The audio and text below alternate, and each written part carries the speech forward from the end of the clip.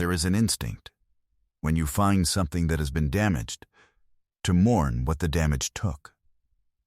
The water stain on old paper, the ink bleeding past its original edges, the slow chemical migration of one substance into another over decades of storage, these read as loss, as erasure, as the steady work of time removing what was there. What forensic document examiners at the Wyoming State Crime Lab discovered in the spring of 2024 was that the stain on Nora Vance's field map had not erased anything.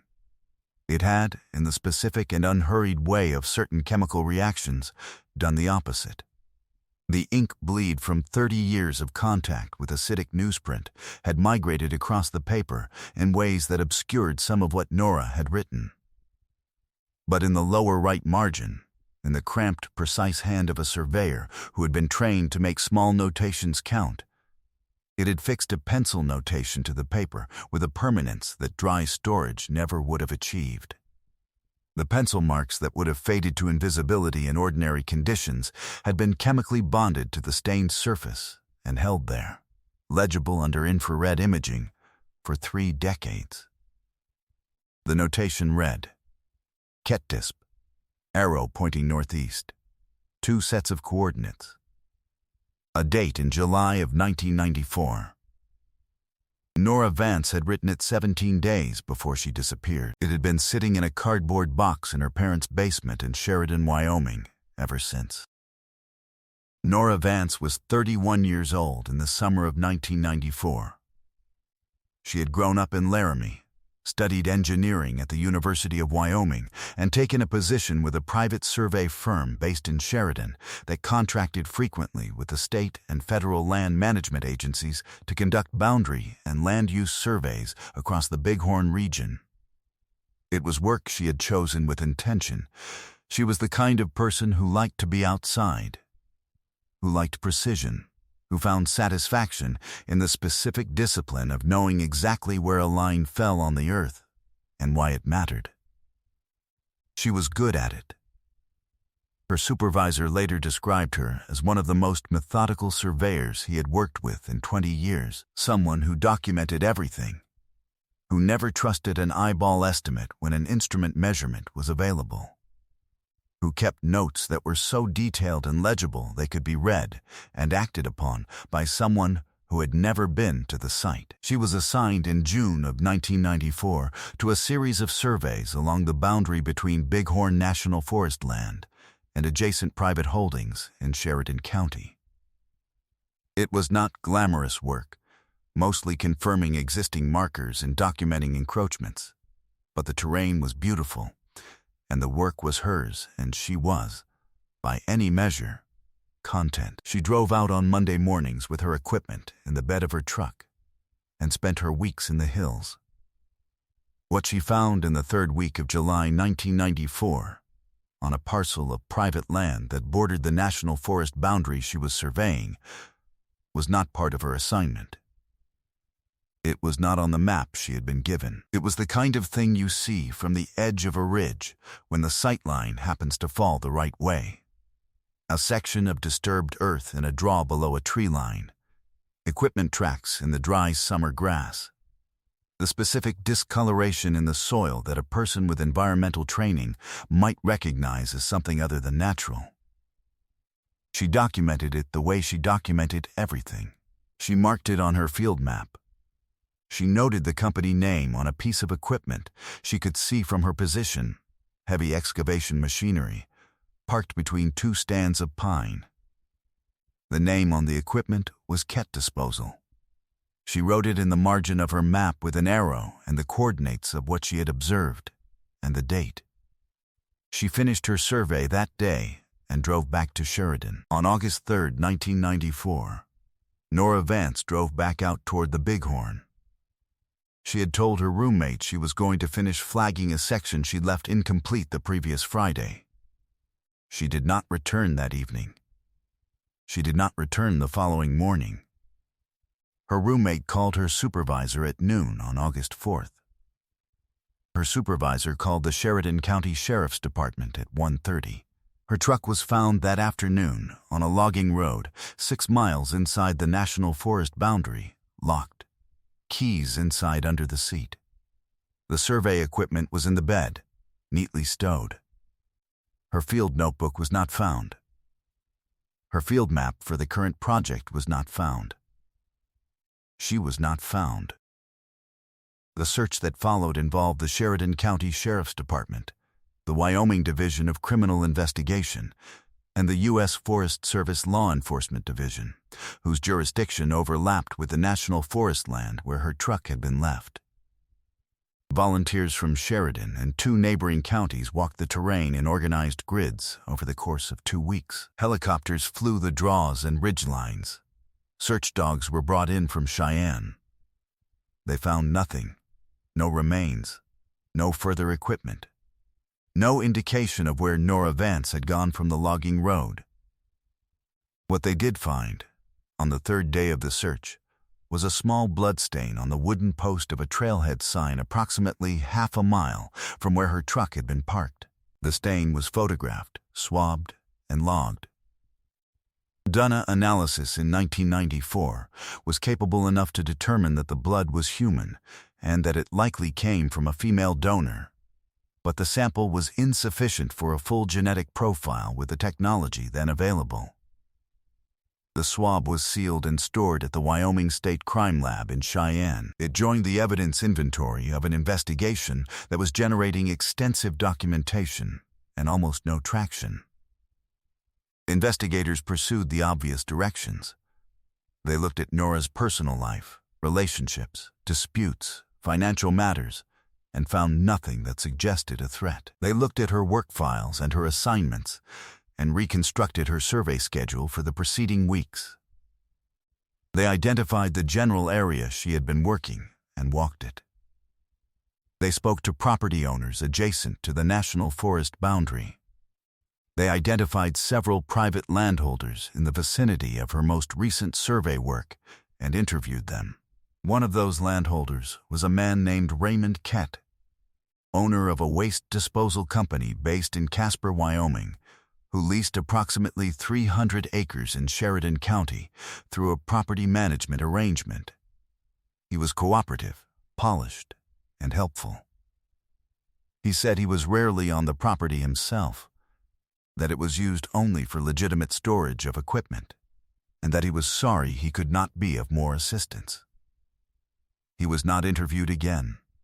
His property was not searched, because the investigators' geographic reconstruction of Nora's movements placed her activity closer to the national forest boundary than to Kett's leased acreage. And without her field map, which had not been found, there was no specific reason to focus attention there. The investigation continued for another 18 months before the active case file was effectively suspended. Nora Vance was listed as a missing person. She has never been reclassified because her remains have never been recovered. Her parents, Harold and John Vance, spent the rest of their lives in Sheridan. Harold died in 2009, 15 years after Nora disappeared, without resolution. Jean died in March of 2023, 40 years after Nora was born, and 29 years after she drove out toward the Bighorn on a Monday morning and did not come back. In the weeks before she died, Jean told her younger daughter Peggy that the only thing she still wanted to know was whether Nora had been afraid. It was not a question anyone could answer for her. Peggy has said that it is the question she thinks about most often. Peggy Vance, Peggy Oster now, she married in the early 2000s, was 27 years old when her sister disappeared. She has been the keeper of the case since then, in the way that surviving family members often become keepers. Through the calls to the sheriff's department, the contacts with cold case units, the submissions to NMUS, the annual posting on a Facebook page she created for Nora's case in 2012 that has, over the years, accumulated followers from across Wyoming and beyond. She did all of this while working, raising 2 children, and living the life that continued to exist whether she wanted it to or not. She, did it the way you do something that has become inseparable from who you are. In February of 2024, Peggy flew to Sheridan to help clear out the house her parents had owned for 40 years. It was her brother Glenn's project, mostly, but she came for the final weekend. She spent Saturday in the basement, where 30 years of accumulated storage had compressed itself into a geography of boxes and bins and objects that no longer had a clear place in anyone's life.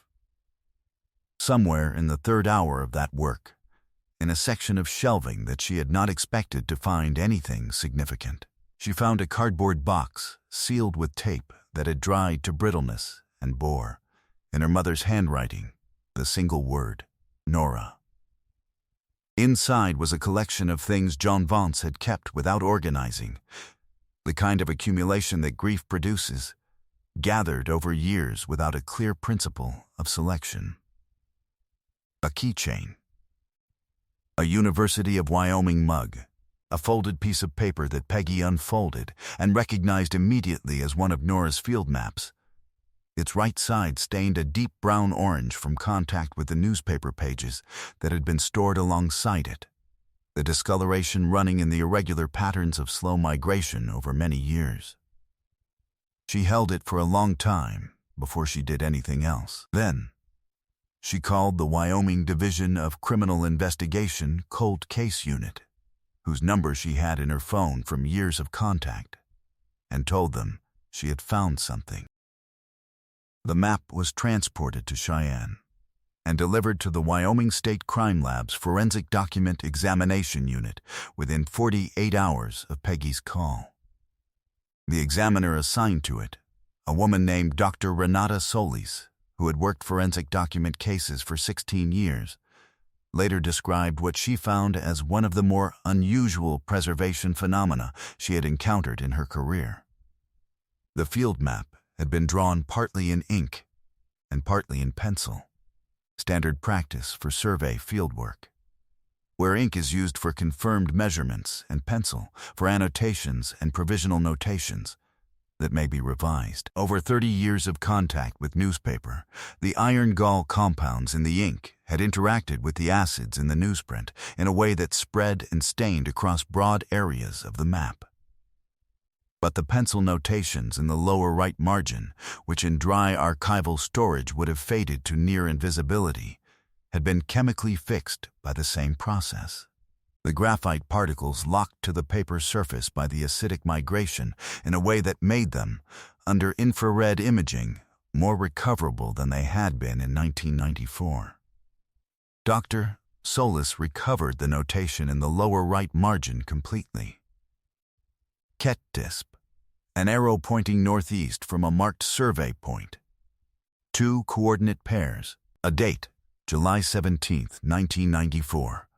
17 days before Nora Vance drove out toward the Bighorn for the last time. The Wyoming Division of Criminal Investigation pulled the Kett name from the cold case file immediately. Raymond Kett was in the original interview records. He had been cooperative and helpful and not interviewed again. He was 68 years old in 2024, still based in Casper, still running his waste disposal company, a business that had grown considerably since the mid-1990s, that employed 43 people, that held state contracts for waste management services in 3 Wyoming counties. He was a member of the Casper Chamber of Commerce. He had received, in 2019, a small business award from the Wyoming governor's office.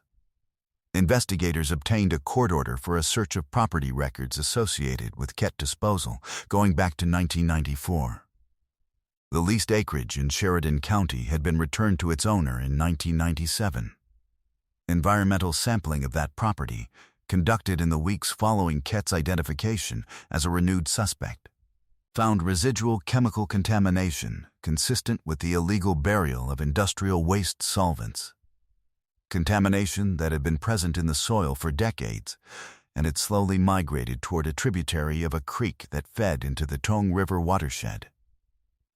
What Nora Vance had seen from that ridge in July of 1994 was a man burying what his company was being paid to dispose of properly. The disposal of those solvents, chlorinated compounds, the kind generated by industrial cleaning and manufacturing operations, would have cost Kett disposal significantly more than a legal burial on leased land, with no oversight. It was the kind of crime that existed at the intersection of financial calculation and the confident belief that no one was watching. Someone had been watching. She had written down what she saw. She had not been intended to survive the knowledge. The trailhead swab from 1994 had been stored at the Wyoming State Crime Lab for 30 years. Modern short tandem repeat analysis extracted a full male genetic profile from the sample. A reference sample was obtained from Raymond Kett through a court order. The match was complete. Raymond Kett was arrested at his office in Casper on a Wednesday morning in May of 2024. He was taken from a building with his company's name on the door. His employees watched through the windows. His attorney arrived within the hour and issued a statement asserting his innocence. Raymond Kett said nothing publicly. He has said nothing publicly since. He was charged with first-degree murder in the death of Nora Vance. He faces additional federal environmental charges in connection with the illegal disposal activity documented on the map. The response in Casper was the particular shock that attends the arrest of a person whose public life has given no apparent indication of what their private life contained. Raymond Kett had been a presence in the Casper business community for 3 decades. He had shaken hands at Chamber of Commerce dinners and accepted awards and employed people who spoke well of him to reporters after his arrest, in the careful way of people who are recalibrating everything they thought they knew about someone.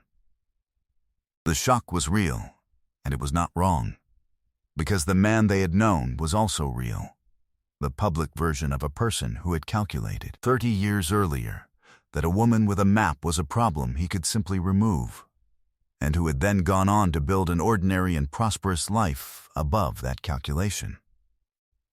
That is the specific coldness of this case, not a desperate act, not a crime of passion, not the product of a disordered mind that announced its danger. A business decision. A surveyor had seen something she should not have seen and had written it down with the methodical precision that was the central discipline of her professional life. And someone had decided that the risk she represented was unacceptable, and had acted accordingly. He had then attended Chamber of Commerce dinners. He had accepted a governor's award. He had watched his employees go home to their families on Friday afternoons for 30 years. Peggy Oster received a call from the DSI case agent on the morning of the arrest. She has described sitting very still afterward, in the same way that people in this series of stories often sit very still when the call finally comes, not because they are calm, but because the arrival of something so long awaited produces a kind of physical suspension. She said she thought about her mother, about Joan Vance dying in March of 2023, 14 months before the map was found, 13 months before the name on it led somewhere. 14 months. She has said that she tries not to do the arithmetic on that she tries and does not always succeed. Nora Vance's remains have not been found. The investigation into the location of her remains continues alongside the prosecution. Whether Raymond Kett will say anything that assists that effort remains, at this writing, unknown. Think about what it means to be a surveyor. To spend your days measuring the earth, drawing it, making its features legible on paper. To practice a discipline whose entire purpose is accurate documentation, not interpretation, not approximation, but the precise and reliable rendering of what is actually there. Nora Vance spent her professional life making maps that other people could trust. She drove out into the hills with her instruments, and she measured things, and she wrote them down, and she made the world a little more knowable than it had been. On a July afternoon in 1994, that habit saved, for 30 years, the information that would eventually answer the question of what happened to her. She saw something from a ridge. She wrote it down. She noted the company name. She marked the coordinates. She did it because that was what she did. Because documentation was the practice she had built her working life around. Because a surveyor does not look at the world and see things that cannot be measured and recorded. The map went into a box. The box went into a basement. The ink did what ink does and spread across the paper in ways that looked like damage. What looked like damage was not damage. What looked like the slow erasure of what mattered was, in the chemistry of an accident no one planned, the preservation of the most important thing Nora Vance ever wrote.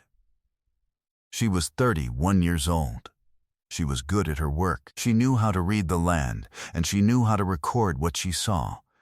And she did both of those things on a July afternoon in the Bighorn Hills, and it cost her everything. And it also, 30 years later, brought her home. Say her name. Nora Vance. She was measuring the world. She deserved to keep going.